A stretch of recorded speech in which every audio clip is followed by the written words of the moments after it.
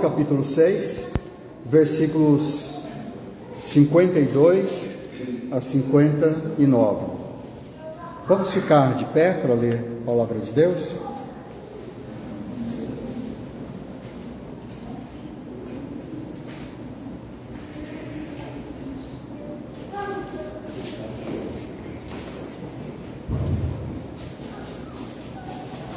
Diz assim a palavra de Deus: Disputavam, pois, os judeus entre si, dizendo: Como pode este dar-nos a comer a sua própria carne?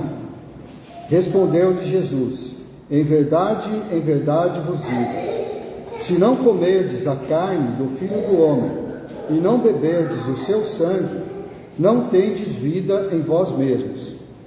Quem comer a minha carne e beber o meu sangue, tem a vida eterna, e eu o ressuscitarei no último dia. Pois a minha carne é verdadeira comida, e o meu sangue é verdadeira bebida. Quem comer a minha carne e beber o meu sangue, permanece em mim e eu nele.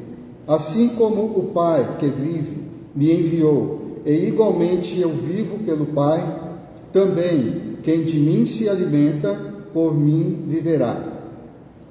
Esse é o pão que desceu do céu, em nada semelhante àquele que vossos pais comeram e contudo morreram.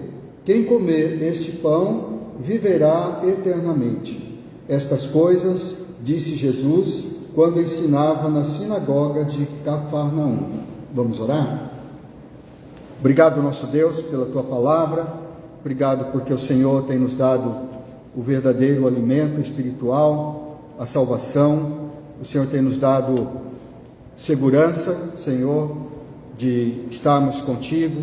Tem nos dado tantas bênçãos, muitas delas compartilhadas aqui hoje, e o Senhor tem nos dado esperança e forças para prosseguir.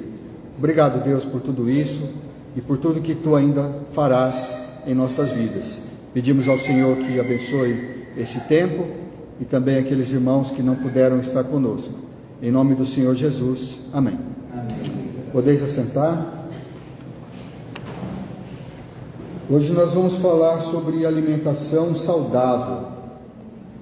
As mães modernas, as mães de hoje em dia, elas são bem diferentes das mães do passado, do meu tempo, porque elas cuidam mais, cuidam melhor da alimentação dos seus filhos hoje. Hoje os pediatras orientam as jovens mães que não podem dar açúcar, doce para as crianças até os 2 anos de idade. E no nosso tempo não tinha isso, criança nascia, a gente já tacava doce nelas, O Rafael, quando era criança, a gente colocava mel na chupeta dele, e ele ficava quietinho lá, mas os médicos falam que não é aconselhável, isso não é bom.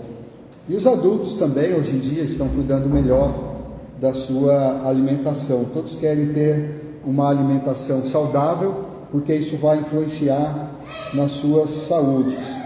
Mas quanto à alimentação espiritual, qual é uma alimentação saudável espiritualmente?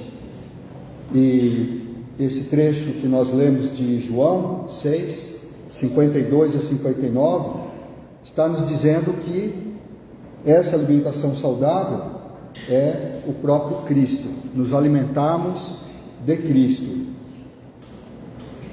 Se a gente fosse fazer uma divisão desse texto que nós lemos, a gente poderia dizer que o primeiro tópico aí é a murmuração, é no versículo 52, porque Jesus estava falando que eles deviam comer a sua carne, beber o seu sangue, então eles ficaram confusos e ficaram disputando entre si como que ele pode dar a comer a nossa carne, a sua própria carne, E aí o segundo tópico seria a reafirmação, nos versículos 53 a 56. Jesus, ele responde à inquietação deles, reafirmando o que ele acabara de dizer, que é isso mesmo: se vocês não comerem a carne do Filho do Homem, e se vocês não beberem o seu sangue, vocês não terão vida em si mesmos. Quem comer a minha carne e beber o meu sangue tem a vida eterna, e eu ressuscitarei no último dia. Pois a minha carne é verdadeira comida e o meu sangue é verdadeira bebida. Quem comer a minha carne e beber o meu sangue permanece em mim e eu nele. Eu acho que então eles devem ter ficado mais confusos ainda, porque aí Jesus já acrescentou beber o sangue, né? Ainda além de comer a carne, beber o sangue. E ele diz: minha carne é verdadeira comida e o meu sangue é verdadeira bebida. E por último, né, o terceiro e último tópico seria nos versículos 57 a 59, que ele dá uma leve, uma vaga explicação do que ele está dizendo. Então ele compara ele com o Pai. Ele disse: assim como eu vivo pelo Pai, então aquele que se alimenta de mim também viverá por mim. Se você, como eu, também ainda ficou meio confuso com tudo isso, com o que Jesus está dizendo, o que significa isso de comer a carne de Jesus e beber o sangue de Jesus, vamos tentar entender um pouco, fazendo algumas considerações a respeito desse assunto através da Bíblia. O que a Bíblia fala sobre isso, sobre alimentação espiritual? Primeiro, nós devemos dizer que Jesus, ele falava por parábolas, muitas vezes. E ele mesmo dizia que ele falava por parábolas porque ele sabia que tinha muitos incrédulos ali no meio. Inclusive, um pouquinho à frente desses versículos, ele vai falar exatamente isso. Havia muitos incrédulos ali, e ele não fazia questão, ou mesmo era o seu plano, que nem todos entendessem o que ele estava dizendo. Por isso ele falava por parábolas.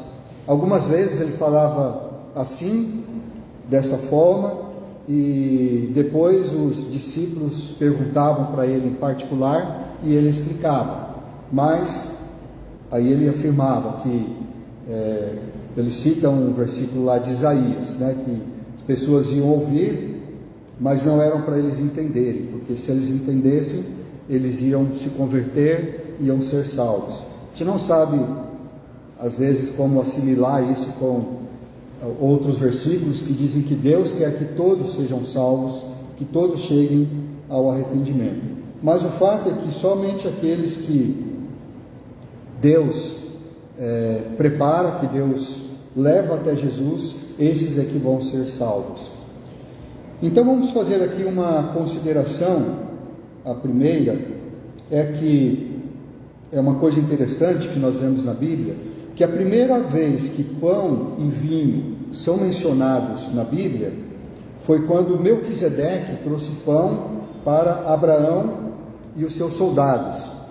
Vocês devem se lembrar dessa história, quando Abraão ele vai atrás, ele junta lá a sua fazenda, os seus homens, e vai atrás dos reis que tinham levado cativos as cidades lá de Sodoma, Gomorra, e Ló morava ali, o seu sobrinho. Então ele foi para libertar Ló, e aí ele acabou libertando todos aqueles cativos, e todos voltaram. Quando eles voltaram daquela batalha, certamente estavam cansados, desfalecidos, e diz aqui em Gênesis 14:18 que Melquisedeque, rei de Salém, trouxe pão e vinho. Ele era sacerdote do Deus Altíssimo. Então Melquisedeque é essa figura misteriosa que depois nós vamos ver através de Hebreus que ele é um tipo de Cristo, ele representa Cristo. Então essa é a segunda consideração, que Melquisedeque é um tipo de Cristo, que havia de vir como Salvador do mundo. Em Salmos 110, versículo 4, nós lemos: o Senhor jurou e não se arrependerá, tu és sacerdote para sempre, segundo a ordem de Melquisedeque. Então está afirmando ali que Melquisedeque realmente é uma figura do Cristo que viria, porque quando foi escrito Salmo 110, Cristo ainda não tinha vindo. E lá em Hebreus, capítulo 5, versículo 10, nós lemos que Jesus foi nomeado por Deus sumo sacerdote segundo a ordem de Melquisedeque. Agora eu vou pedir que quem está com o número 1, o papelzinho número 1, leia para nós Hebreus capítulo 6, versículos 17 a 20. Por isso, Deus, quando quis mostrar mais firmemente aos herdeiros da promessa a imutabilidade de sua proposta, se interpôs com juramento, para que, mediante duas coisas imutáveis, nas quais é impossível que Deus minta, forte além tenhamos nós que já corremos para o refúgio, a fim de lançar mão da esperança proposta, a qual temos por âncora da alma, segura e firme, que penetra além do véu, onde Jesus, como precursor, entrou por nós, tendo-se tornado sumo sacerdote para sempre, segundo a ordem de Melquisedeque. Isso. Então, até aqui nós temos duas considerações, que a primeira vez que é citado pão e vinho na Bíblia está em relação a Melquisedeque, ter levado pão e vinho para Abraão e o seu exército, e aqui, esses outros versículos que lemos, está associando Melquisedeque a Cristo. Melquisedeque é um tipo de Cristo, ele representa Cristo, e Cristo é sacerdote para sempre, segundo a ordem de Melquisedeque. Uma terceira consideração: na última ceia, Jesus afirmou que o pão é o seu corpo.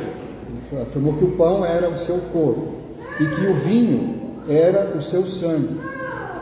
Então, ali, na última ceia, Jesus reforçou esses símbolos que na cerimônia da ceia do Senhor são tão preciosos e representam, de fato, o corpo e o sangue de Cristo, ou seja, a carne e o sangue de Cristo. Marcos 14, 22 diz: e enquanto comiam, tomou Jesus um pão e, abençoando-o, o partiu e lhes deu, dizendo: tomai, isto é o meu corpo. E em Mateus 26, 27 e 28 diz: a seguir tomou um cálice e, tendo dado graças, o deu aos discípulos, dizendo: bebei dele todos, porque isto é o meu sangue, o sangue da nova aliança, derramado em favor de muitos para a remissão dos pecados. E agora eu vou pedir que quem tem o papel número 2, leia para nós 1 Coríntios 11, 25 e 26. Por semelhante modo, depois de haver ceado, tomou também o cálice, dizendo: este cálice é a nova aliança do meu sangue. Fazei isto todas as vezes que beberdes em memória de mim. Porque todas as vezes que comerdes este pão e beberdes o cálice, anunciais a morte do Senhor, até que ele venha. Amém. Então, quando nós participamos da ceia do Senhor e nós tomamos o cálice, que é o vinho ou o suco de uva, e nós comemos o pão, simbolicamente nós estamos comendo o corpo e o sangue de Cristo. Simbolicamente, porque o pão representa o corpo e o vinho representa o sangue. Agora vamos para a quarta consideração. Jesus prometeu a água da vida àqueles que lhe pedirem, é claro, com fé. E então ele tornou esse elemento natural, a água, que é essencial para o ser humano, para todos os seres vivos, além do ser humano. Ele tornou esse símbolo, esse elemento, um símbolo da fonte da vida eterna, que é Ele mesmo. Jesus mesmo é esta fonte da vida eterna. Em João capítulo 4, versículos 13 e 14, a gente lê: afirmou-lhe Jesus: quem beber desta água tornará a ter sede. Aquele, porém, que beber da água que eu lhe der, nunca mais terá sede. Pelo contrário, a água que eu lhe der será nele uma fonte a jorrar para a vida eterna. Agora eu vou pedir que quem tem o papel número 3, leia João 7, 37 a 39. No último dia, grande dia da festa, levantou-se Jesus e exclamou: Se alguém tem sede, venha a mim e beba. Quem crer em mim, como diz a Escritura, do seu interior fluirão rios de água viva. Isto ele disse com respeito ao Espírito que havia de receber, os que ele fez. Pois o Espírito, até aquele momento, não fora dado, porque Jesus não havia sido ainda glorificado. Então, a água que Jesus está falando era o Espírito que ele havia de dar depois de ser glorificado. E em Isaías, capítulo 55, versículo 1, essa profecia diz: Todos vós que tendes sede, vinde às águas, e vós os que não tendes dinheiro, vinde, comprai e comei. Sim, vinde e comprai, sem dinheiro e sem preço, vinho e leite. Então aí a gente está vendo sempre aí um alimento associado aí à salvação. Alimentos naturais associados a alimentos espirituais. Uma quinta consideração é sobre outra bebida que também é um símbolo importante na Bíblia, que é o leite. O leite pode ser entendido como fundamentos básicos da palavra de Deus. Em 1 Pedro, capítulo 2, versículo 2, nós lemos: Desejai ardentemente, como crianças recém-nascidas, o genuíno leite espiritual, para que por ele vos seja dado crescimento para a salvação. E em 1 Coríntios 3:2, Paulo diz: Leite vos dei a beber, não vos dei alimento sólido, porque ainda não podíeis suportá-lo, nem ainda agora podeis, porque ainda sois carnais. Agora eu vou pedir que quem tenha o papel número 4, leia para nós Hebreus capítulo 5, versículos 12 e 13. Pois com efeito, quando deveis ser mestres, atendendo ao tempo decorrido, tendes novamente necessidade de que alguém vos ensine de novo quais são os princípios elementares dos oráculos de Deus.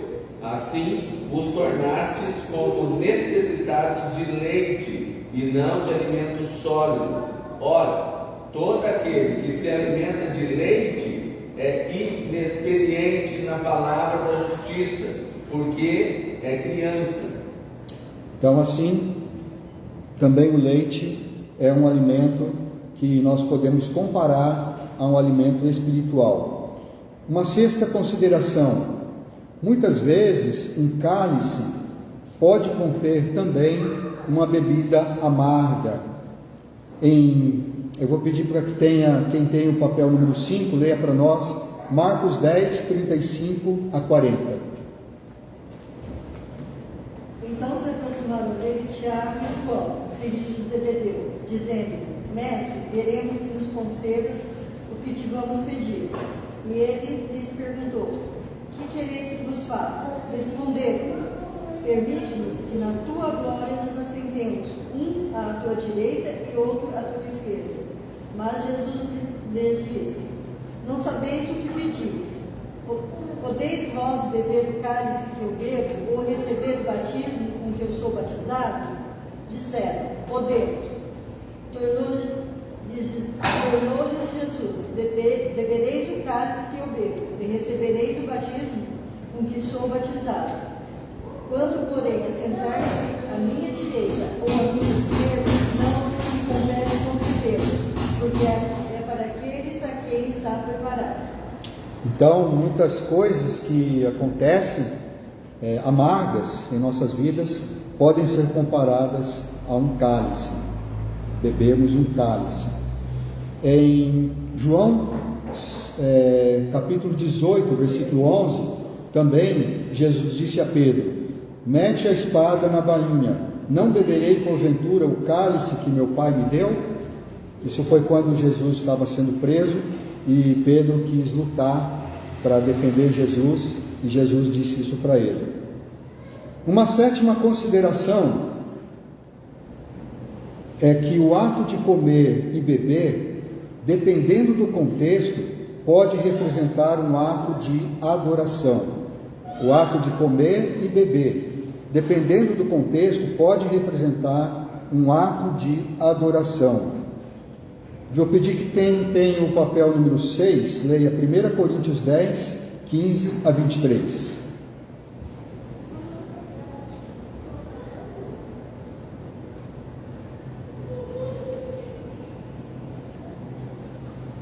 Falo como a entendidos, julgai vós mesmos o que digo. Porventura o cálice de bênção que abençoamos não é a comunhão do sangue de Cristo? O pão que partimos não é porventura a comunhão do corpo de Cristo? Porque nós, sendo muitos, somos um só pão e um só corpo, porque todos participamos do mesmo pão. Vede a Israel segundo a carne: os que comem os sacrifícios não são porventura participantes do altar? Mas que digo? Que o ídolo é alguma coisa, ou que o sacrifício ao ídolo é alguma coisa? Antes, digo que as coisas que os gentios sacrificam, as sacrificam aos demônios, e não a Deus. E não quero que sejais participantes com os demônios.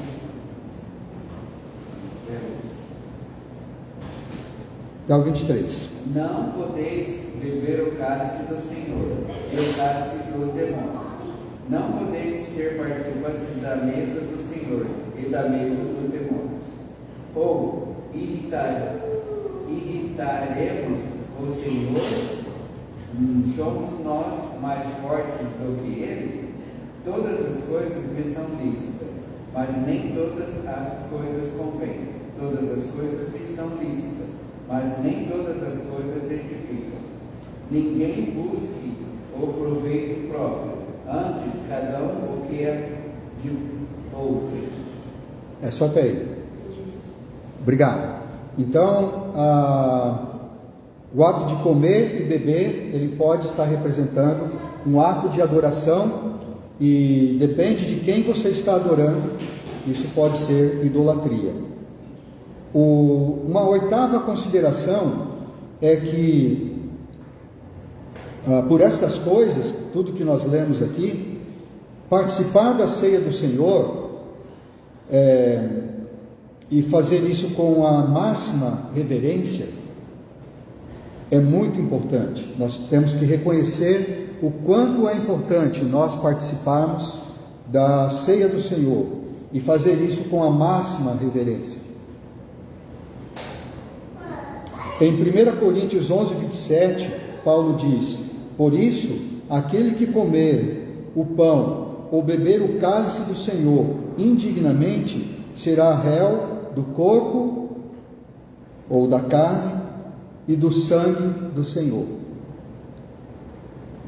Então é como se nós, ao participarmos da ceia, estivéssemos de fato comendo a carne do Senhor, bebendo o sangue do Senhor, porque simbolicamente estamos fazendo isso, comendo pão e bebendo o cálice.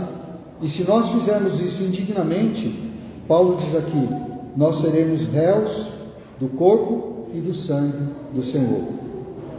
Uma nona consideração é que a comida e a bebida física são importantes para o nosso corpo e para a alegria da nossa alma. De fato, nós precisamos do alimento, né, da comida e da bebida, e isso faz com que nós tenhamos alegria. a gente pode comparar isso com o que aconteceu ontem. Ontem nós tínhamos muita comida, muita bebida e ninguém queria ir embora, né? Nós ficamos aqui até umas 11 horas e ficamos alegres. É claro que não era só a comida, mas a comida e a bebida fazem parte disso.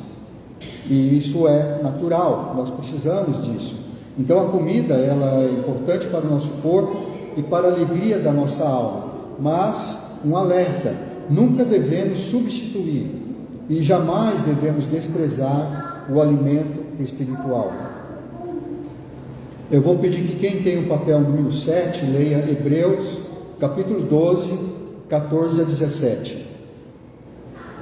Segui a paz com todos e a santificação, sem a qual ninguém verá o Senhor, atentando diligentemente, porque ninguém seja faltoso, separando-se da graça de Deus, nem haja alguma raiz de amargura, que, brotando, vos perturbe, e, por meio dela, muitos sejam contaminados.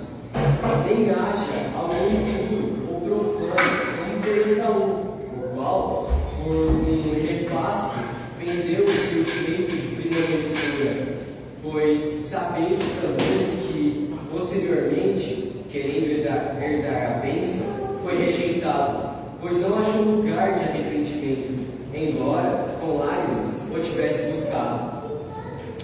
Então, Esaú é um exemplo aí triste de alguém que trocou a bênção espiritual por um prato de comida. E eu vou pedir que quem tem o papel número 8 leia Mateus 24, 35 a 39. O céu e a terra passarão, mas as minhas palavras não hão de passar. Porém, daquele dia e hora ninguém sabe, nem os anjos do céu, nem o Filho, mas unicamente meu Pai. E como foi nos dias de Noé, assim será também a vida do Filho do Homem. Porquanto, assim como nos dias anteriores ao dilúvio, comiam, bebiam, casavam e ficavam sem casamento, até o dia em que Noé entrou na arca, e não o perceberam, até que veio o dilúvio e os levou a todos. Assim será também a vida do Filho do Homem. Isso. Em João, capítulo 13, versículo 18, Jesus diz: não falo a respeito de todos vós, pois eu conheço aqueles que escolhi. É antes para que se cumpra a Escritura: aquele que come do meu pão levantou contra mim o seu calcanhar.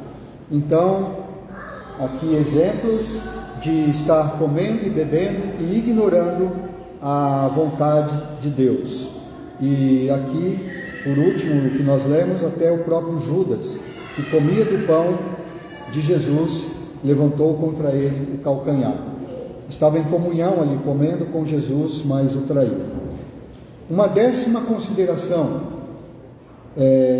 nós que temos o privilégio de sermos participantes do corpo, ou seja, da carne e do sangue de Cristo, não devemos de maneira nenhuma o desprezar esse alimento espiritual, por praticarmos ou até mesmo pensarmos em praticar atos pecaminosos. Eu vou pedir que quem tem o papel número 9, leia para nós Hebreus capítulo 13, versículos 5 a 10. Seja a vossa vida sem avareza, contentai-vos com as coisas que tendes, porque ele tem dito: de maneira alguma te deixarei, nunca jamais te abandonarei. Assim, afirmemos confiantemente: o Senhor é o meu auxílio, não temerei. Que me poderá fazer o homem?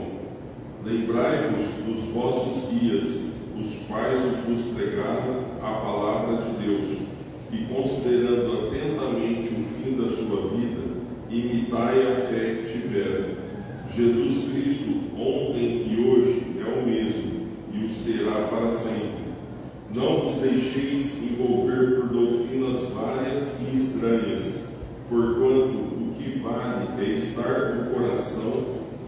firmado com a graça e não com alimentos, pois nunca tiveram proveito os que com isso se preocuparam. Possuímos um altar, do qual não tem direito de comer os que ministram no tabernáculo. Amém. Olha só que honra que nós temos. Nós temos um altar, temos direito de comer desse altar, e aqueles que ministram no tabernáculo, aqueles sacerdotes que só eles podiam entrar no Santo dos Santos, eles não têm esse direito que nós temos, se eles também não crerem, não se entregarem com fé a Jesus. Uma 11ª consideração: então nós devemos valorizar o privilégio que nós temos de podermos tão facilmente e tão abundantemente nos alimentarmos de Cristo. Nós temos conhecido Jesus como a palavra viva de Deus, não é assim? Jesus não é a palavra? Quando lá em João capítulo 1, versículo 1, ele diz: no princípio era o Verbo, e o Verbo estava com Deus, e o Verbo era Deus, e o Verbo se fez carne e habitou entre nós, e vimos a sua glória, e habitou entre nós cheio de graça e de verdade. Então Jesus é a palavra viva de Deus, e nós nos alimentamos dele como a palavra viva de Deus. E o Espírito Santo que ele nos enviou, que quando ele partiu, quando ele foi para a glória, ele disse que ele enviaria outro Consolador, o Espírito Santo. Então nós temos Jesus na presença do Espírito Santo. Jesus está presente em nós através do Espírito Santo. Então nós temos que valorizar enquanto estas bênçãos ainda estão disponíveis. Em Colossenses 3,16 nós lemos: habite ricamente em vós a palavra de Cristo, instruí-vos e aconselhai-vos mutuamente em toda sabedoria, louvando a Deus com salmos e hinos e cânticos espirituais, com gratidão em vosso coração. Efésios 5,18 diz: e não vos embriagueis com vinho, no qual há dissolução, mas enchei-vos do Espírito. Pode haver um dia em que isso não esteja mais disponível para nós, porque Amós diz, em capítulo 8, versículo 11 de Amós, nós lemos: eis que vem dias, diz o Senhor Deus, em que enviarei fome sobre a terra, não de pão, nem de água, mas de ouvir as palavras do Senhor. Esta profecia, ela está associada àqueles 400 anos de silêncio, em que não teve nenhum profeta, foi entre a volta do cativeiro até que veio João Batista. Mas também podemos associar isso à grande tribulação, quando a igreja será arrebatada e aqui na terra as pessoas não terão mais tanta abundância assim da palavra de Deus. Em Apocalipse, capítulo 22, versículo 17, são uma das últimas palavras da Bíblia, que fala: o Espírito e a noiva dizem, vem. Aquele que ouve, diga, vem. E aquele que tem sede, venha. E quem quiser, receba de graça da água da vida. Então vamos receber enquanto ainda nós temos essa possibilidade. Então, concluindo, irmãos, depois de passarmos por todas essas considerações aí na Bíblia, na palavra de Deus, sobre alimento espiritual, eu espero que tenha ficado um pouco mais claro o que Jesus está dizendo, quando ele fala: vocês têm que comer a minha carne e beber o meu sangue, para que vocês permaneçam em mim e para que vocês tenham a vida eterna. Porque o pão, ele diz lá, aquele pão que os vossos pais comeram, o maná, eles comeram e morreram. Todos nós comemos, bebemos, nos alegramos, mas nós vamos morrer. Mas aquele que comer a carne e o sangue de Jesus permanecem eternamente. Ele vai ressuscitar no último dia e vamos permanecer nele. Então, irmãos, que nós também possamos imitar a Cristo e também servir de alimento a outros irmãos, porque ele diz lá em João capítulo 15, versículo 5: eu sou a videira, vós os ramos. Quem permanece em mim e eu nele, este dá muito fruto, porque sem mim nada podeis fazer. Então nós também podemos servir de alimento, se nós permanecermos em Cristo e assim dermos frutos. Amém? Deus os abençoe.